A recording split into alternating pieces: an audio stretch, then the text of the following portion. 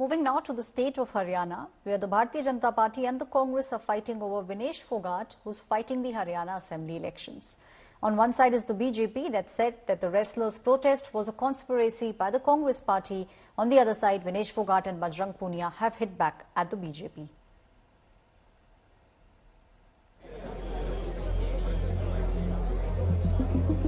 From protesting a year ago to missing out on a gold medal at the Paris Olympics 2024, and now finally joining the Congress party to contest the upcoming assembly elections from Jhulana in Haryana. The journey for wrestler Vinesh Fogart has been a very challenging one. A day after she took her plunge as a Neta, politics has peaked. Former Wrestling Federation of India chief and BJP leader Brij Bhushan Sharan Singh is accusing Vinesh Fogart of cheating to attend the Olympic Games this year around. He's claimed Fogart could not win a medal because God has punished her.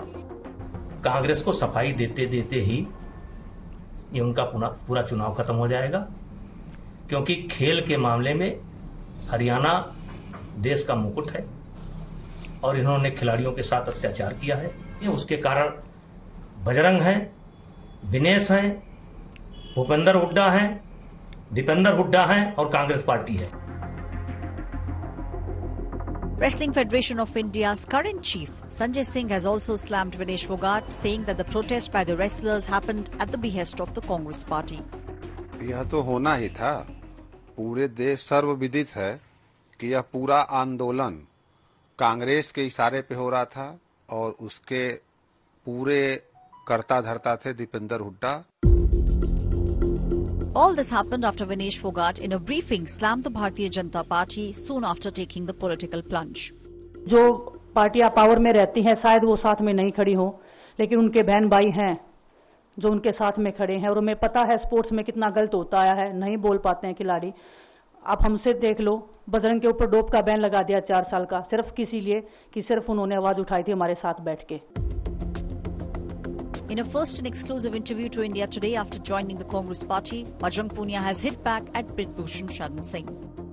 वो विनेश का अकेले का medal नहीं था, वो पूरे देश का 140 करोड़ हिंदुस्तानियों का मेडल था और उसके लिए वो खुशी मना रहे हैं। ये तो पहले भी बीजेपी की कुछ आईटी सेल थी, जिस दिन विनेश के साथ ये अगले दिन जो मेडल वाला जो हुआ तो पूरा देश दुखी था, लेकिन बीजेपी की आईटी सेल, ब्रिज भूषण की आईटी सेल पूरे देश में जश्न मना रहे थे।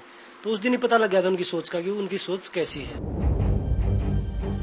With Vinesh Fogart now getting a ticket to contest from Jhulana for the upcoming state elections in Haryana, BJP has gone all guns blazing at the Congress party, questioning the protest that took place at Jantar Mantar, seeking justice. Brij Bhushan Sharan Singh says that all the allegations of sexual harassment by the athletes were political in nature. In fact, Bajrang Punia